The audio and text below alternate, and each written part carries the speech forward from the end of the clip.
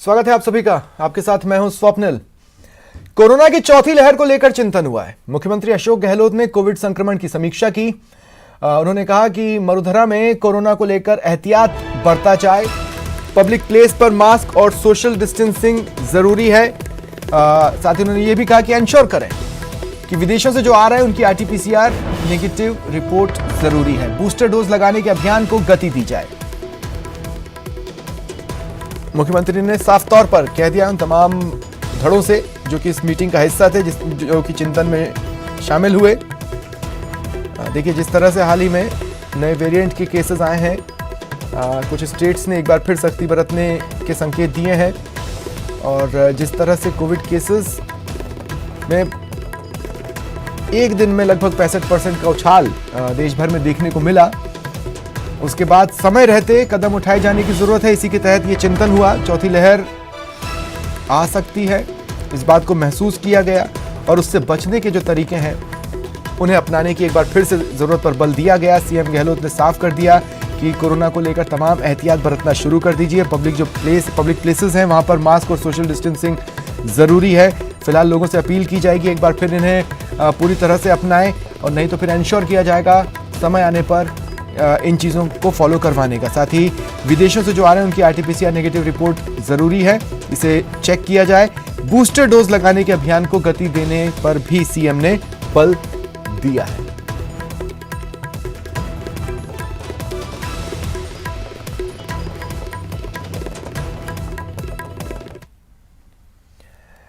OTS के कार्यक्रम में मुख्यमंत्री ने आज एक बड़ा बयान दिया। उन्होंने कहा कि कलाकारों का सम्मान होना चाहिए, कलाकारों की दुआओं से बचा हूं। उन्होंने कहा कि सियासी संकट में 34 दिन होटल में थे, आपकी दुआएं नहीं होती तो यहां कोई और खड़ा होता। मेरे साथ जो एमएलए बैठे थे उन्हें वहां कुछ नहीं मिलना था, बाहर निकलते ही 10 करोड़ का ऑफर था, फिर भी साथ रहे।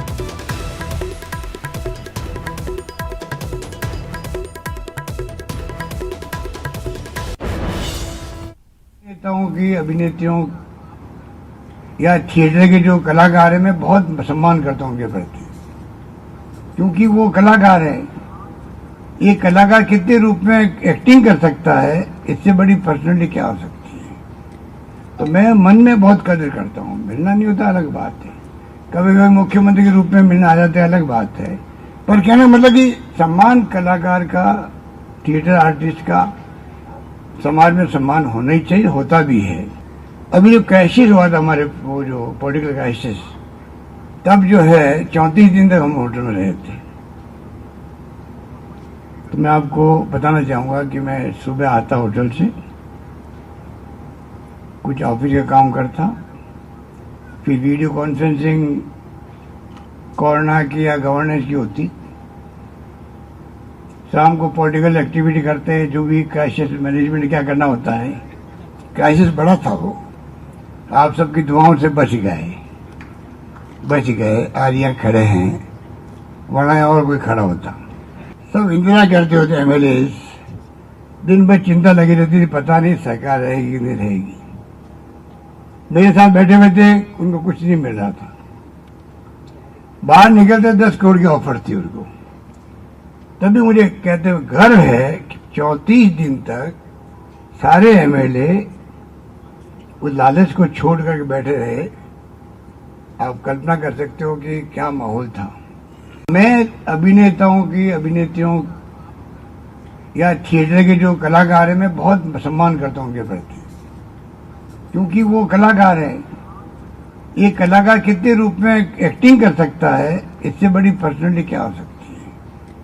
तो मैं मन में बहुत कदर करता हूं। मिलना नहीं होता अलग बात है, कभी कभी मुख्यमंत्री के रूप में मिलना आ जाता है अलग बात है, पर कहना मतलब कि सम्मान कलाकार का, थिएटर आर्टिस्ट का समाज में सम्मान होना ही चाहिए, होता भी है। अभी जो क्राइसिस हुआ था हमारे, वो जो पॉलिटिकल क्राइसिस, तब जो है 34 दिन तक हम होटल में रहे थे। तो मैं आपको बताना चाहूंगा कि मैं सुबह आता होटल से, कुछ ऑफिस का काम करता, फिर वीडियो कॉन्फ्रेंसिंग कोरोना की या गवर्नेंस की होती, शाम को पॉलिटिकल एक्टिविटी करते हैं, जो भी क्राइसिस मैनेजमेंट क्या करना होता है। क्राइसिस बड़ा था वो, आप सबकी दुआओं से बच गए। आज यहाँ खड़े हैं, वरना और कोई खड़ा होता।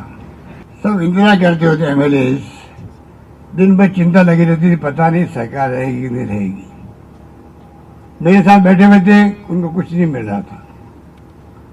बाहर निकलते 10 करोड़ की ऑफर थी उनको। तभी मुझे कहते हुए गर्व है कि 34 दिन तक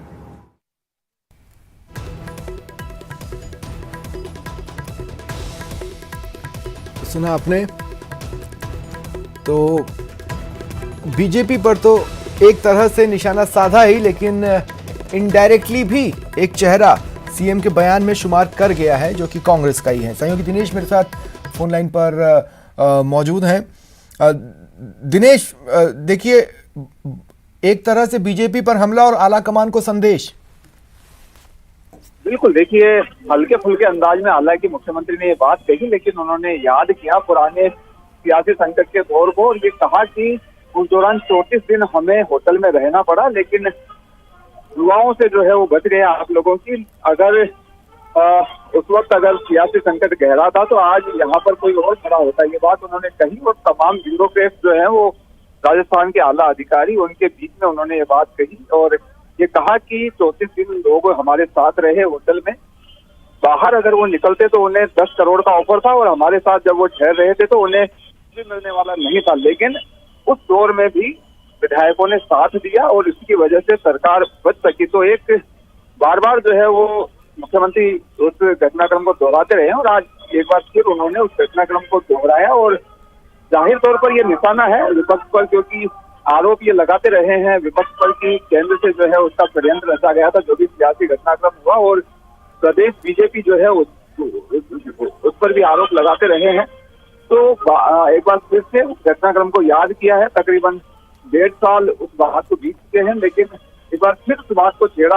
हालांकि हल्के फुल्के अंदाज में उन्होंने ये बात कही, लेकिन मायने जो है इसके कई निकाले जा सकते हैं। सियासी तौर पे अगर देखा जाए तो अभी सियासी हलचलें भी कई चल रही है।